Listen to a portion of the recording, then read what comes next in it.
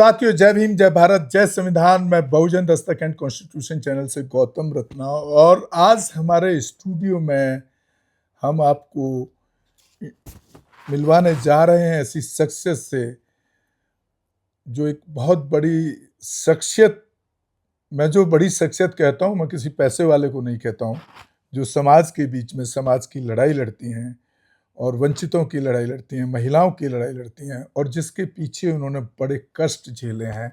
मैं कई साल से उनको देख रहा हूँ।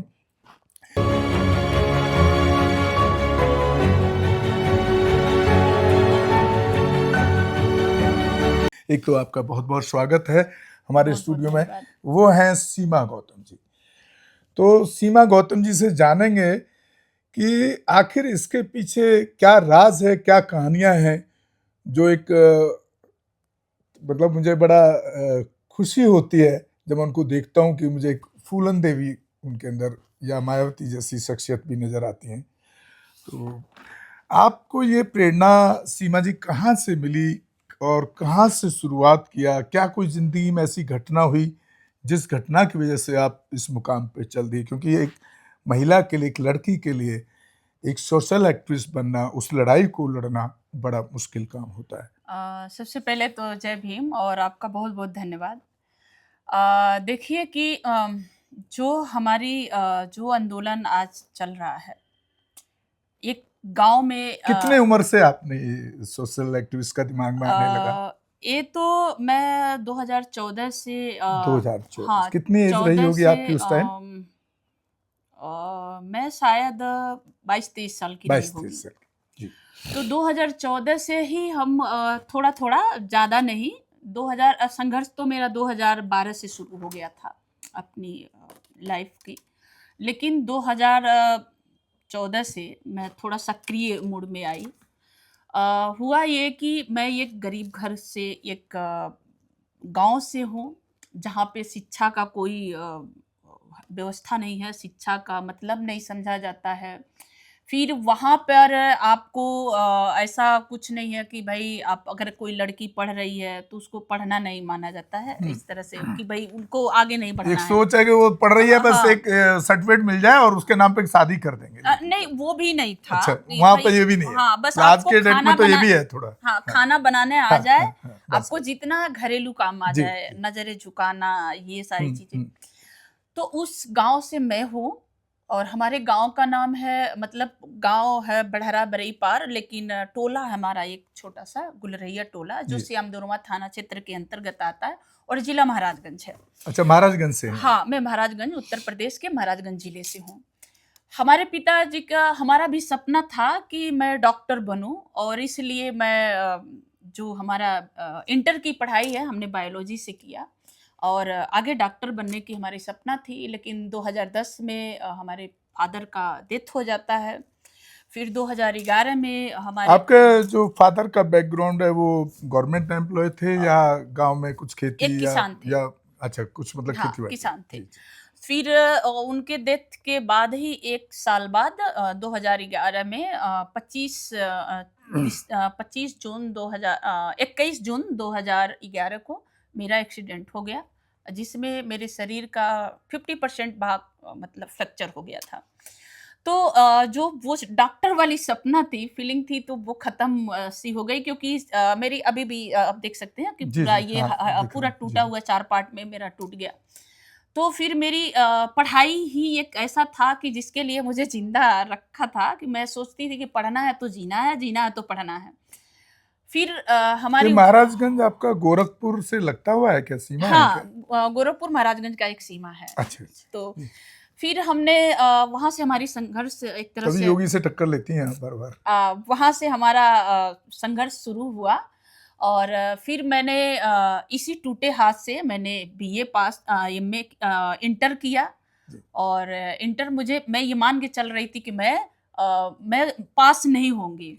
मेरे जिंदगी का सबसे बड़ा घटना है कि मैं अपने टूटे हुए 4 पार्ट में टूटे, ये 2-2 राड पड़ी हुई है मेरे हाथ में, और जब मैंने एग्जाम दिया तो ये सोच कर दे रही थी कि मैं पास नहीं हो सकती, क्योंकि हर क्वेश्चन, पढ़ाई के लिए टाइम उसमें नहीं, पढ़ाई के लिए टाइम तो वो अलग बात है, लेकिन मैं जो लिखना, राइटिंग है, क्योंकि राइट हैंड हॉस्पिटलाइज की वजह से वो सब जो ये तो और इंसिडेंट हुआ हाँ, उसकी वजह से। तो हमें लगा कि मैं अब पास नहीं हो सकती, लेकिन मुझे ये भरोसा था कि जो भी नंबर मिलेंगे वो मेरे लिए मायने रखेंगे।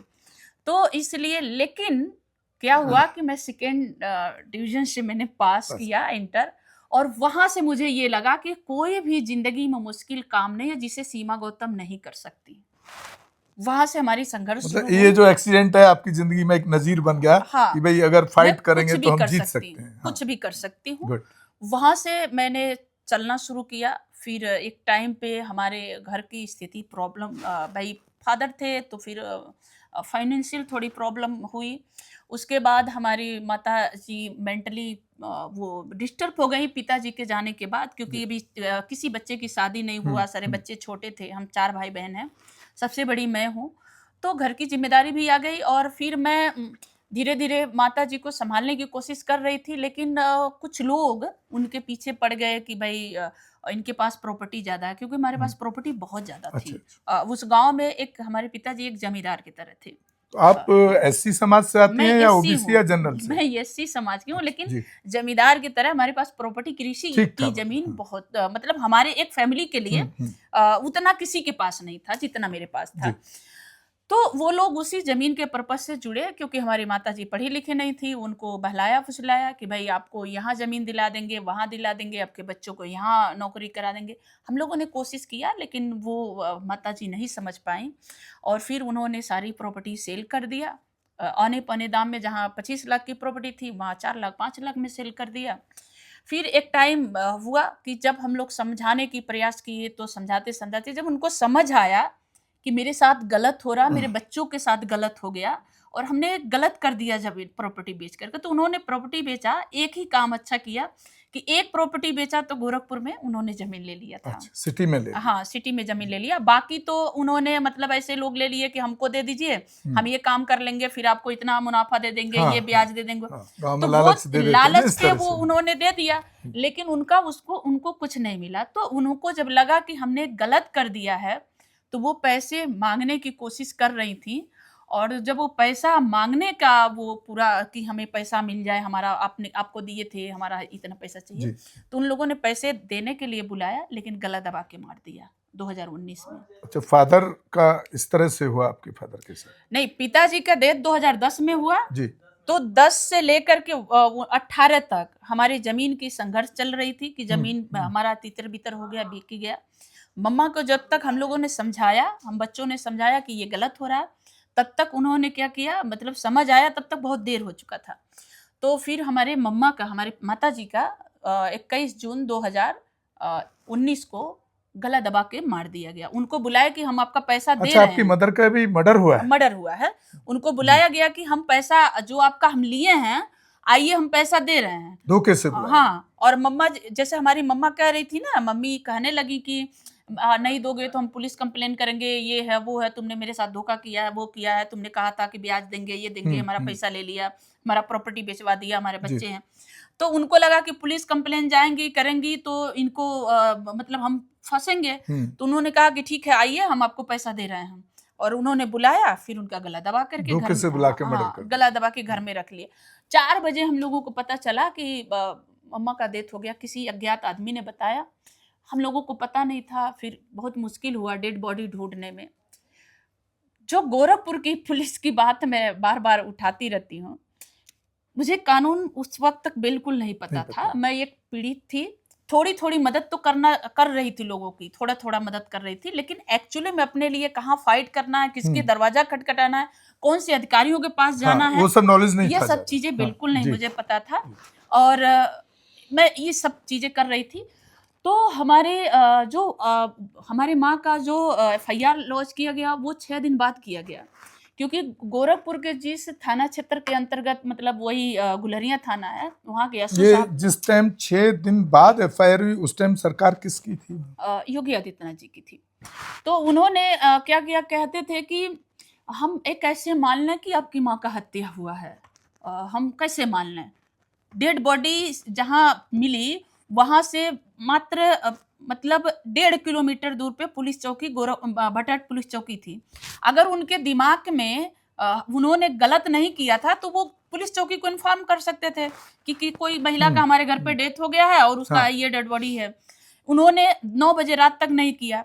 जब हम पुलिस के साथ जब हमने उनकी माँ के चेहरे से आंचल हटाया था तो उनके वो लार ग्रंथियों में ब्लड आ रहा था।